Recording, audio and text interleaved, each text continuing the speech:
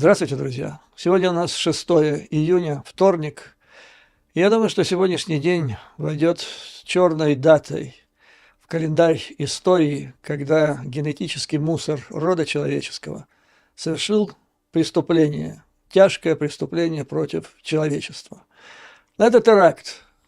Так его назвали в Кремле. И это хорошо, что они его так назвали, потому что, несмотря на все их попытки отвертеться, что это сделали не они, это у них не получится. Не получится, потому что, как орки, как генетический мусор, они все делают кривыми руками. И сейчас мы с вами посмотрим, что они сделали и к чему это приведет. Ну, прежде всего, неоднократно вам говорил, и сейчас еще раз хочу обратить наше внимание. В Кремле сидит гитлереныш, который все делает, ну, как буквально калька. Копия того, что делал его духовный, так сказать, прародитель. И Каховка, разрушение Каховской ГЭС, еще одно напоминание об этом. Гитлер последний раз это делал, второй раз это сделал Путлер. Обращаю ваше внимание, что такие акции предпринимаются, как правило, теми и тогда, кто уже понимает, что война проиграна, и напоследок хочет натворить как можно больше преступлений против человечества. То есть это тварь, мразь, которая мстит роду человеческому за то, что он есть. Последовало уже к тому моменту, когда я записываю это видео, еще не было реакции правительства Соединенных Штатов Америки, но я не сомневаюсь в том, чем она будет заключаться, потому что Олаф Шольц уже, а также целый ряд европейских лидеров, таких как премьер-министр Эстонии Кая Каллас, как глава Евросовета Шарль Мишель, министр иностранных дел Великобритании Клеверли, глава Европарламента Мецола и ряд других лидеров континента, они возложили уже ответственность за эту акцию. То, что представители Кремля назвали терактом, уже возложили ответственность на Российскую Федерацию. Назвали это превращением экологии в оружие, то есть вепонизацией экологии, экоцидом. А экоцид – это фактически действие, приводящее к экологической катастрофе. Это преступление против человечества. Рассмотрим, почему этот акт был совершен, то, что россияне, Песков называл, в частности, называл терактом, почему этот теракт, несомненно, организовали они. Потому что прикрытие этого теракта, то есть информационное или пропагандистское прикрытие, они сделали из рук вон плохо. В частности, Песков, объясняя, почему это сделала, значит, якобы Украина, он сослался на две вещи. Первое – это на то, что Украина таким образом хотела лишить Крым воды. А второе, как он сказал, это военная составляющая, которую продолжил Шойгу. Ну, давайте пройдемся по обоим этим пунктам. То есть, согласно изобретению Пескова и лучших умов Кремля, Украина якобы пошла на эту акцию для того, чтобы лишить Крым воды. Ну, после этого заявления не прошло и часа, как уже вообще в социальных сетях появилась информация, документальная информация о том, что резервуары водные Крыма наполнены на 80% минимум, и что это наполнение происходило последние где-то 2-3 месяца. И в ходе этого наполнения оно отражалось на состоянии Каховской ГЭС, потому что были зафиксированы падение уровня воды до минимального уровня, то есть до опасного уровня, а также поднятие его до максимального, тоже чрезвычайно опасного уровня. То есть те, кто контролировал эту ГЭС по указанию, естественно, из Москвы, они сбрасывали воду форсированными темпами для того, чтобы наполнить водохранилище, питающее пресной водой Крым. То есть понятно, что Украина, у нее не было никакого резона сейчас проводить какой-то там теракт на этой ГЭС для того, чтобы лишить воды Крыма, когда эти резервуары заполнены под завязку. Второе – это объяснение, так сказать, военного характера. Для этих целей Коношенко уже был то есть для Кремль понимал, насколько тяжелая у него ситуация.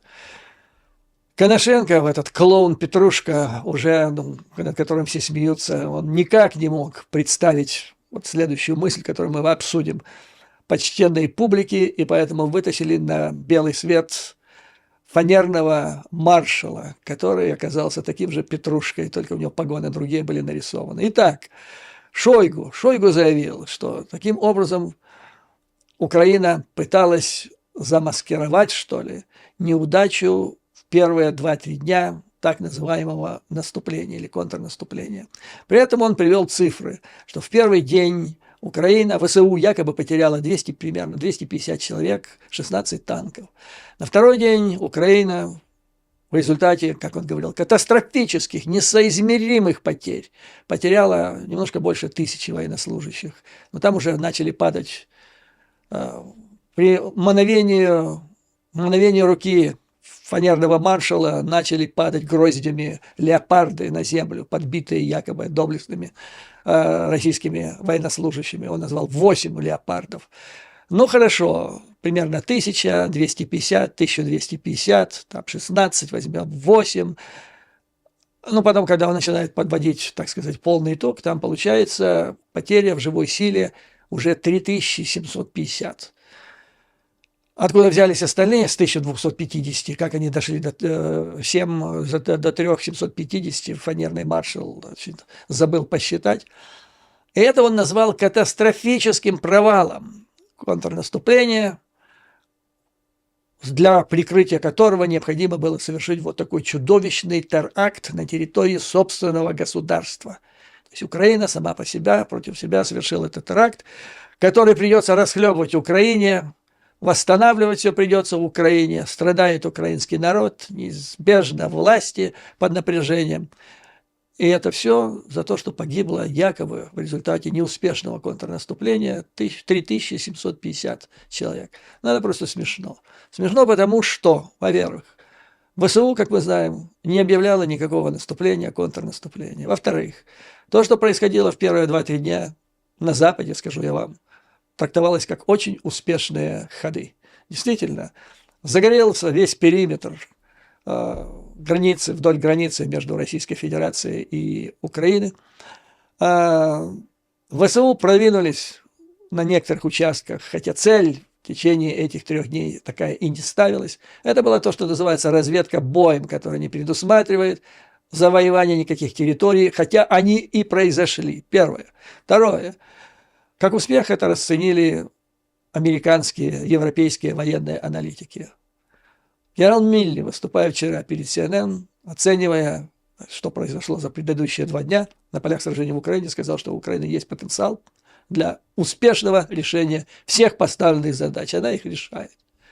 Ну и, наконец, как в последнее время я делаю регулярно почти, зашел в 6-ю палату к Скоробеевой, замерил температуру, там царил разброд, шатание, замешательство. Они не знали, что о чем говорить, как всю эту фигню оправдывать. Когда-то уважаемые генералы, о которых я вам говорил, есть там такой генерал-лейтенант, который в прошлом был военным дипломатом, очень эрудированным человеком, который знает, что такое НАТО, общался с ними и говорил раньше умные мысли, он сейчас, не только вчера, а вообще в последнее время несет полную ерунду, говоря, что мы должны уничтожать, убивать, пугать, потому что нас должны бояться. Скоробеева невнятно подводя итоги тем ударам, которые потерпели российские вооруженные силы в Украине за последние 2 дня, сказала, мы должны все сравнивать с землей, другой тактики у выхода у нас нету, нас должны бояться, а нас перестали бояться. Вот какая ситуация. То есть это был Кремль, оказался, его вооруженные силы. Тогда, когда Украина еще не начала наступление, они оказались действительно в патовой, в очень опасной ситуации. Но даже если мы представим в страшном сне, что вот эти дурацкие цифры, выдуманные фанерным маршалом, который выдумывает все в своем ведомстве, даже если они, бог с ним, возьмем за чистую монету, 3750 военнослужащих погибло. И это только в мозгах идиотов в Кремле может возникнуть мысль, что это является достаточным поводом и основанием для совершения теракта для спровоцирования экологической катастрофы против своей собственной страны, для предпринятия действий, которые по своим разрушительным последствиям фактически могут быть сравнимы с ядерным ударом, тактическим, даже нескольким тактическим ядерным взрывом. Единственная какая разница там есть, это в одном случае есть радиация, в другом случае радиации этой нет. Ну и не случайно. Только идиоты в Кремле, когда они выдвинули вот эти два объяснения, почему они считают, что Украина на это пошла, только эти идиоты могли подумать, что кто-то в это поверит. Реакция, как я только что сказал, европейских политиков последовала незамедлительно. Да и любых других нормальных людей, она будет такая же. На то, что этот теракт совершила Российская Федерация, об этом свидетельствует и реакция, которая последовала непосредственно после совершения этого акта диверсии или саботажа. Я фактически наблюдал его в прямом эфире, лайв, как говорится. Потому что, то есть, вечером, сидя у компьютера, я прочитал первое это сообщение в соцсетях, затем увидел картинку этого взрыва, и затем заслушал первое заявление главы администрации Новой Каховки, который сначала рассказывал, это уже после того, как Парлатина была прорвана и вовсю шла вода. Он рассказывал, что ничего не произошло, все работает в штатном режиме, все отлично, все под контролем. Затем, буквально через несколько минут, послышалась другая версия. Версия заключалась в том, что когда-то ВСУ обстреляли, значит, эту плотину, и она потерпела серьезные деформации. И вот теперь под напором воды эти деформации деформировались настолько, что вот произошло то, что произошло.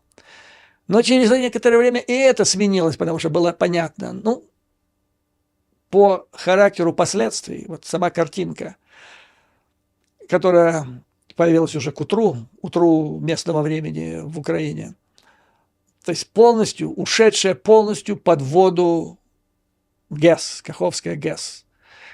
Ее полностью накрыла вода. Понятно, что, ну, если бы там одна шлюза прорвала, две шлюзы, но тут шла речь о полном разрушении гидроэлектростанции, которая не могла так просто в результате напряженности, каких-то ее составных компонентов через некоторое время вот прийти к такому результату. То есть это был взрыв.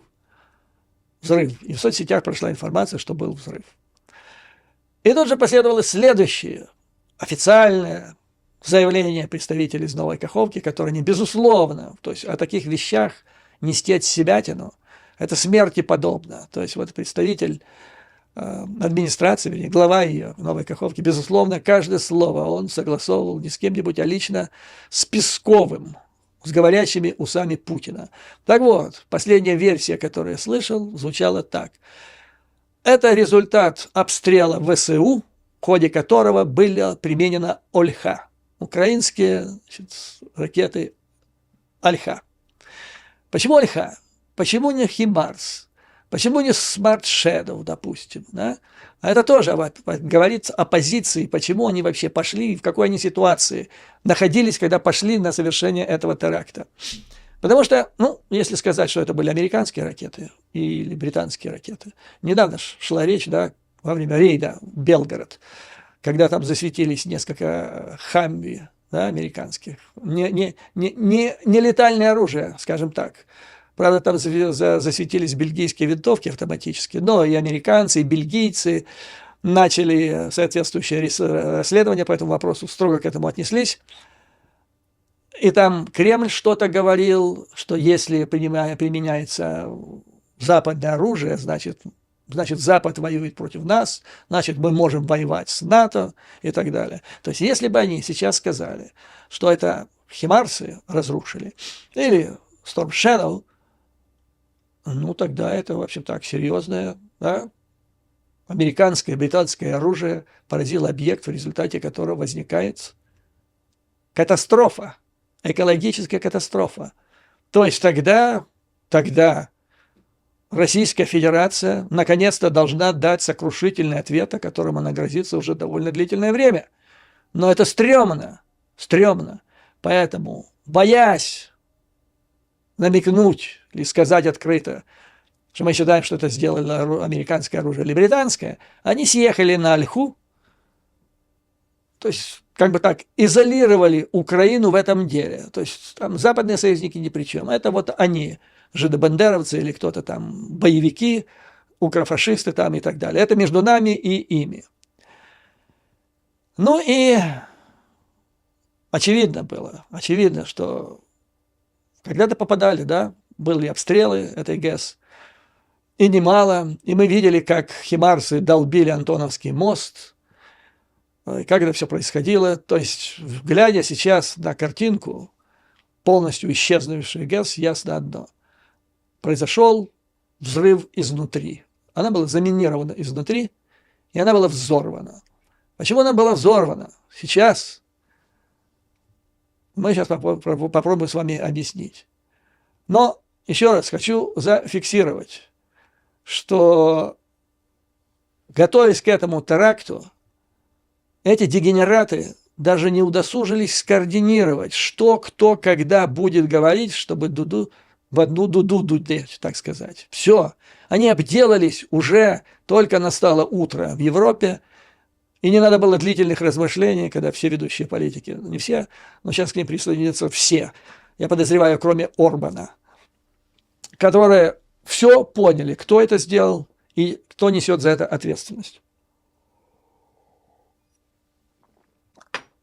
Фактическое доказательство о том, что это совершили Russians, оно сейчас лежит на дне Днепра. Вот там, где находятся сейчас обломки Каховской ГЭС. Поэтому в предшествующие сутки, сколько там будет находиться российская администрация, а я не уверен, что она там будет находиться долго. То есть уже в ближайшие несколько дней они должны предпринять действия по полному уничтожению этих улик. Работа должна кипеть, потому что полностью уничтожить эти улики – это не так просто. Это не то, что там один пистолет, с которого выстрелили, убили, найти его, спрятать или выбросить. Тут серьезный взрыв, который оставляет после себя серьезные последствия.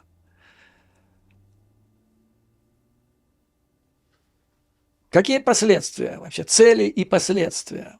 Вот когда готовили они эти теракты, что сейчас становится очевидным? Буквально полчаса назад CNN со ссылкой на информацию, полученную от высокопоставленного украинского чиновника, который раньше делился информацией, и эта информация всегда была адекватной, то есть соответствующей действительности. Так вот, сообщается со ссылкой на этого чиновника, что по данным перехвата разговоров, связей между военнослужащими Российской Федерации, расположенными на левом берегу Днепра через Днепр от Херсона, это та территория, которая сейчас заливается водой, она затапливается. Так вот, они не знали о предстоящем теракте и предстоящем затоплении. Также совершенно очевидно, что и те люди, гражданские люди, которые населяют вот эти пункты, многие из которых десятки уже затоплены, будут еще затоплены, люди эвакуируются, лишаются многие всего. Видели вы, наверное, многие из вас эти душераздирающие картинки, когда несчастная свинья, хозяева уходят, вода поднимается, а несчастная свинья смотрит страшными глазами на то, что вокруг происходит. Домашняя утварь, там все такое. Люди лишаются всего. Это те люди, многие из которых были заставлены в предшествующий месяц, вот с тех пор, когда орки покинули Херсон и эвакуировались на левый берег Днепра, многие из них были заставлены вынуждены стать гражданами Российской Федерации. И как? Им объяснили, что если вы хотите жить вот где вы сейчас живете, в любом, то ли это дом, то ли дача, то ли будка какая-то, если вы хотите здесь остаться, вы должны поменять паспорта на российские. Нет, валите на все 4 стороны. Эта квартира, этот дом больше вам не принадлежит. То же касалось и с бизнесами. То есть людей под страхом выселения, депортации, лишали бизнеса, принудительно делали гражданами Российской Федерации, показывали пропагандистские мультики по пропагандистским каналам, рассказывая, какие они сейчас счастливы. Наконец-то русский мир пришел к ним. И вот теперь этот русский мир их затапливает. То есть он фактически делается то, что Гитлер приказал сделать буквально в последние часы существования Третьего рейха, когда он приказал затопить метро, берлинское метро.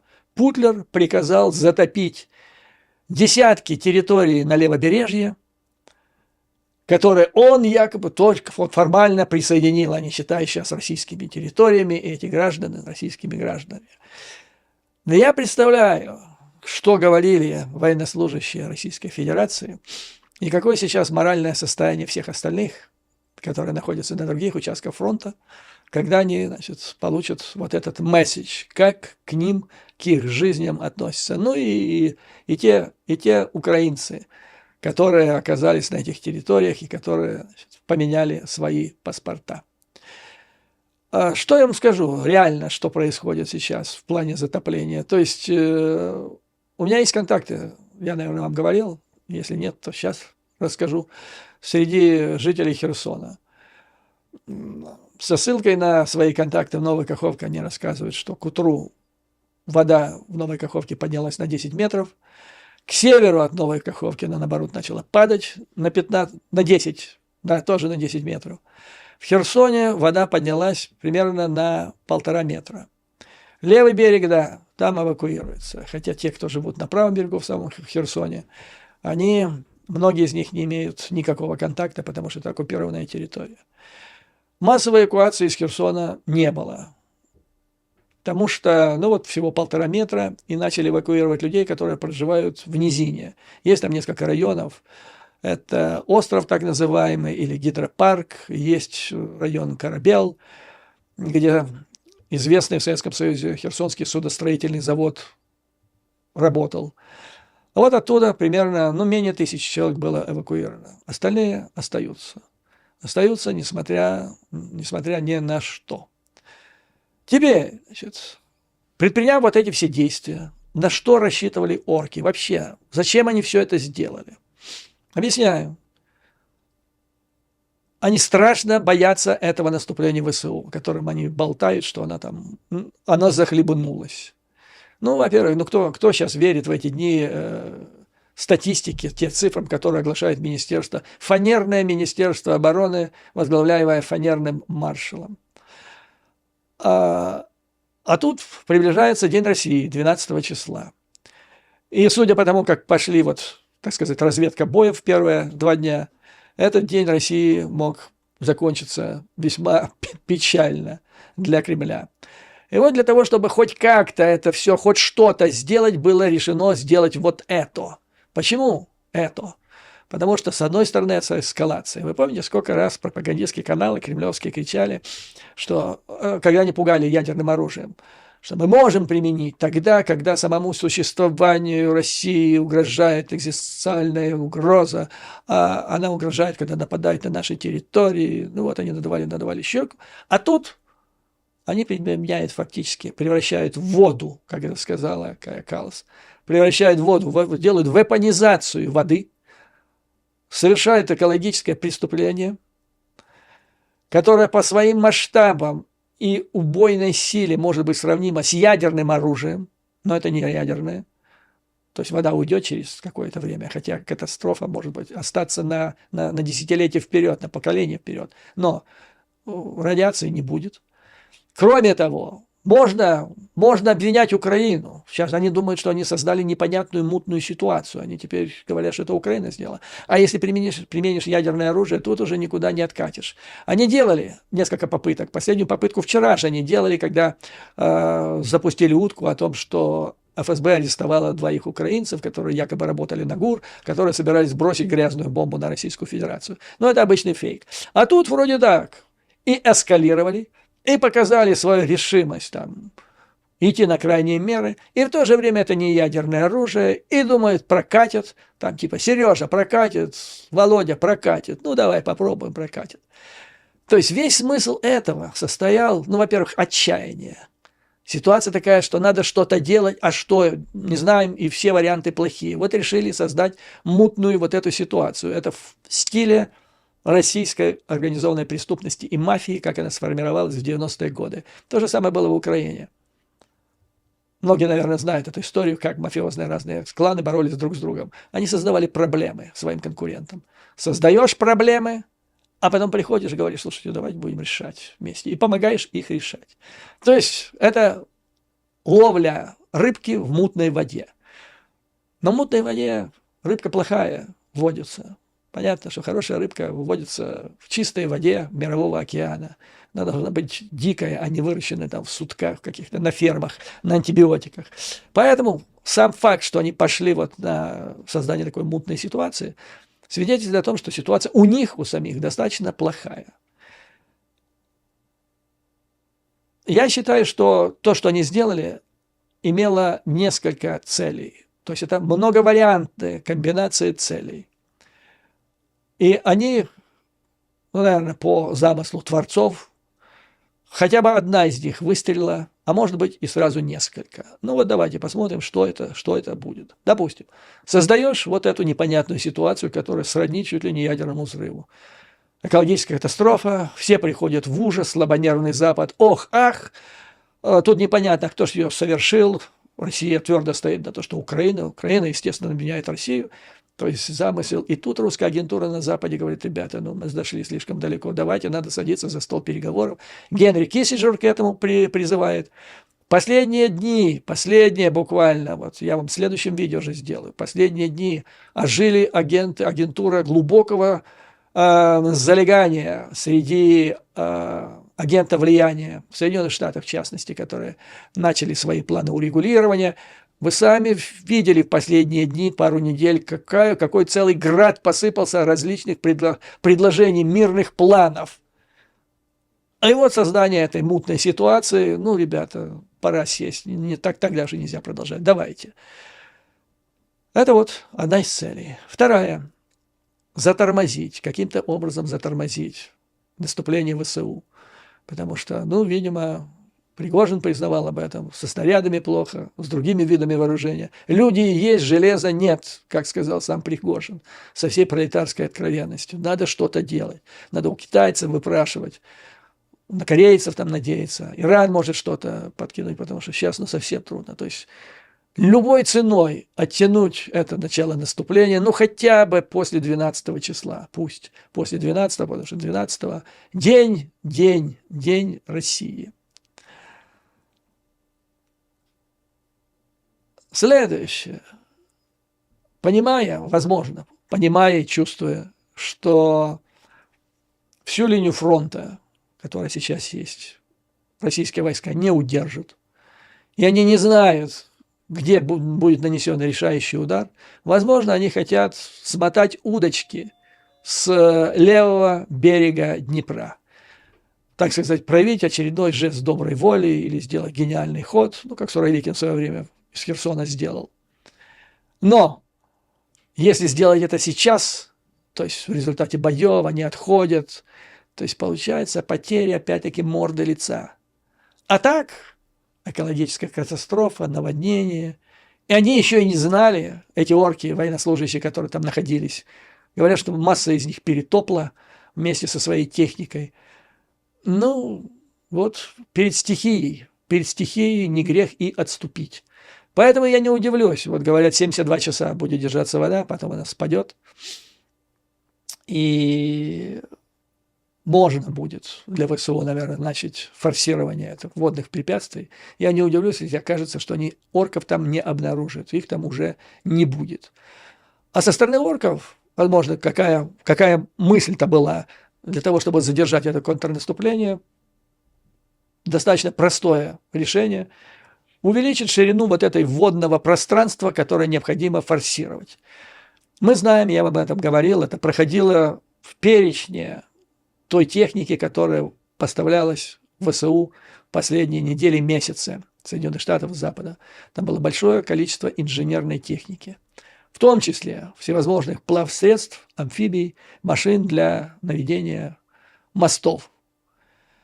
Но они планировались на определенную ширину Днепра, а сейчас она возникла совсем другая. Та ширина Днепра, я помню, когда мне было 10 лет, да я переплывал как раз вот в район Херсона, это Днепр, там средняя его ширина была, туда и обратно, с небольшой остановкой, сил хватало.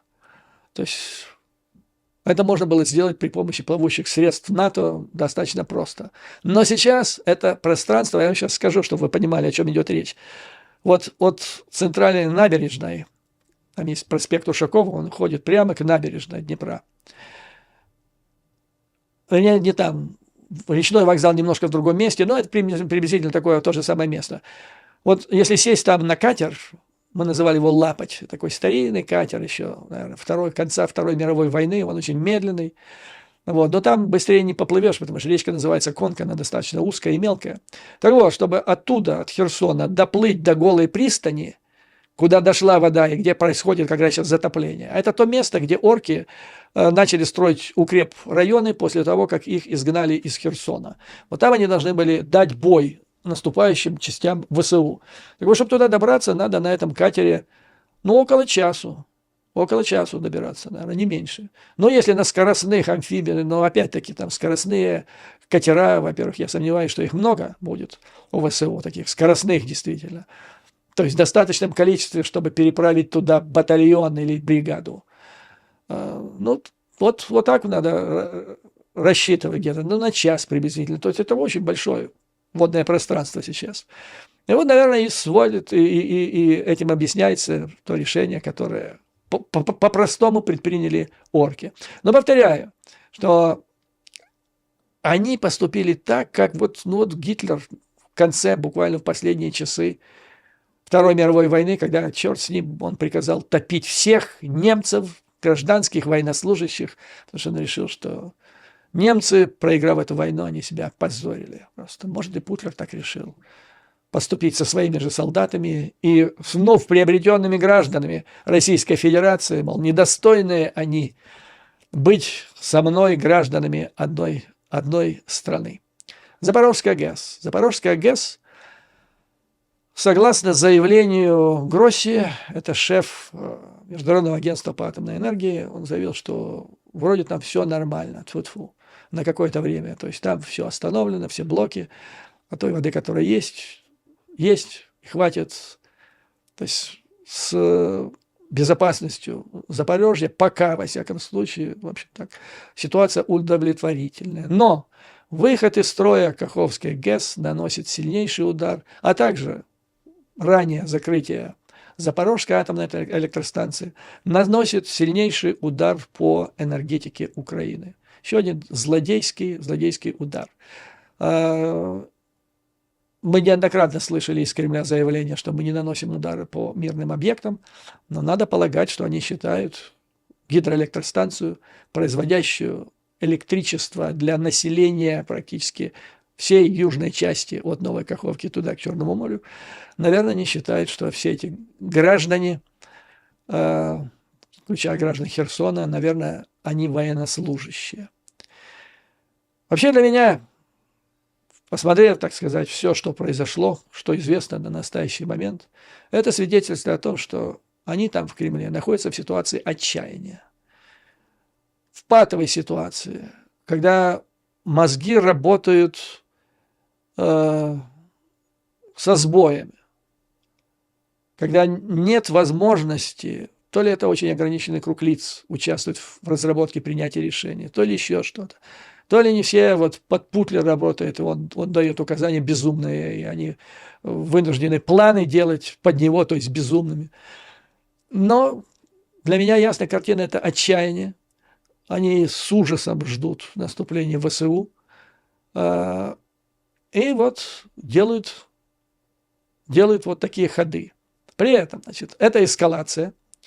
То есть это опять в стиле Путлера эскалировать на каждый ход противника, он эскалирует ситуацию. Но, повторяю, не осмеливаясь прибегать к ядерному оружию. Но это намекает на то, что он может быть дальше будет эскалировать дальше. Что делать? Что делать в этой ситуации? Я думаю, да, собственно говоря, и не остается другого выхода. Украина и западные союзники должны реагировать возмущенно, безусловно, но холодно принимать решения. ВСУ должны продолжать свою работу. И вполне возможно, что для некоторых операций ВСУ, в частности, то, что придется, видимо, орки покинут левобережье Днепра в окрестностях Херсона, позволит совершить там форсирование водных преград, как говорится, и дальше на Крым. То есть это как раз то направление, которое считалось одним из наиболее укрепленных западными аналитиками. В то же время, конечно, надо иметь в виду, что возможно, то есть полными идиотами, конечно, орков при всех их недостатках воспринимать нельзя. То есть нельзя исключать возможности в ловушке. То есть создаются сейчас условия, чтобы направить удар вооруженных сил Украины в определенное направление, там, где Russians смогут сделать ловушку, ее захлопнуть и так далее. То есть тут надо действовать очень осторожно, но я абсолютно уверен, что это понимают и в руководстве ВСУ, и союзники. То есть западные союзники, я думаю, вот те отклики, которые уже сделали европейские политики, свидетельствуют о том, что они понимают, что он эскалирует ситуацию, но эскалирует он ее трусливо. Он не говорит так, как он говорил 24 числа. Да если вы чем-то там нам помешаете, да мы с вами сделаем такое. Нет, он это не делает. Он гадит из-под тишка. Он серьезно, сильно гадит. Это уровень преступления против человечества. Но он это все делает из-под тишка. В стиле 5-го управления КГБ СССР. Что делать? Да? То есть гадит, поджав хвост. Что делать в этой ситуации западным союзникам? Я очень надеюсь, что они примут правильное решение, которое состоит в том, чтобы передать, объявить сейчас, прямо, не отходя от кассы, о решении передать Украине ракеты «Атакамс». Вопрос назрел и уже перезрел. Его надо останавливать. Вот это как раз тот рубеж, когда его можно. Он попался, и за это должен быть наказан. Итак, «Атакамс» сейчас, а также объявление о принятии решения о поставках F-16. То есть сейчас до сих пор об этом еще официально не объявлено. Пилотов придется готовить, на это уйдет время, но о поставках, о принятии, в принципе, этого решения нужно объявлять вот прямо сейчас. Это нужно сделать до 12 июня, до наступления Дня России, так сказать, чтобы Путлер, как всегда, последние 1,5 года опять всех переиграл. Вот на этом, дорогие друзья, я хотел бы закончить сегодняшнее видео. Это черный день, безусловно. Но вы знаете, что я вам скажу? Я вот общался сегодня по интернету со своими давними друзьями и знакомыми в Херсоне. Я смотрел социальные сети, как эвакуируют этих людей из вот этих всех районов. Насколько мужественные люди. В 21 веке представить себе, что вот грянет такая напасть ниоткуда совершенно. Вот, казалось бы, с чистого неба вдруг град. Люди лишаются всего, нажитого в течение жизни, многих лет труда, упорного труда. Особенно я имею в виду в сельских районах. Эти частные домики, это утварь, там, домашние животные, огородик там, и так далее. И вдруг все это, ни за что буквально. То есть это безусловно, трагедия всей жизни. И насколько мужественно держатся эти люди. Я просто снимаю шляпу. Не каждый. Без истерики, без завываний. И вот тут я вспоминаю, недавно я смотрел, как одна пожилая женщина, которую вывозили из Белгорода в вернее, из Шебекина в Белгород. Они убегали от, значит, рейда российских легионеров. И как она кричала в истерике, типа, а наш за что? А нас за что? Но спасибо нашим ребятам, нашим имеется в виду, вот этим путинским убийцам, головорезам, насильникам. Спасибо им, они нас защищают. За что нас? Все ж хорошо было, наши ребята делали правильное дело. Да, мы сидели дома, смотрели телевизор, получали удовольствие от докладов Коношенко. А за что теперь нас? Это какой-то ужас.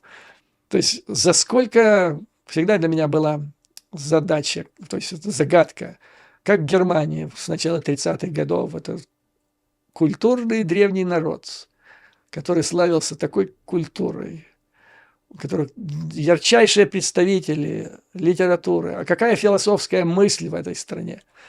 И в течение нескольких годов какие-то полуграмотные бывшие свинопасы, мелкие лавочники превратили вот этот народ в какое-то быдло, в стадо баранов. Всегда для меня была загадка, как это могло произойти. Теперь я понимаю. Теперь я понимаю. Тогда еще у них в Германии не было интернета. Теперь при помощи интернета и телевидения это, оказывается, сделать достаточно легко. И в этом опасность. И в этом опасность нашего времени. И тем не менее, друзья, я бы рассказывал в предыдущем видео, что сейчас происходит. Это битва за Евразию. Битва глобальная. Украина находится в центре. И успех этой борьбы зависит от Украины. Я не могу себе представить, что наши западные союзники позволят Украине проиграть, а России выиграть эту борьбу. Потому что это коллапс будет западной цивилизации. Поэтому, дорогие друзья, пройдем через все. Ну, я уверен. Слава Украине, слава ее вооруженным силам. Враг будет разгромлен, победа будет за нами. Вам, дорогие друзья, несмотря ни на что, выдержки, мужества, твердой веры в нашу неизбежную победу. До новых скорых встреч.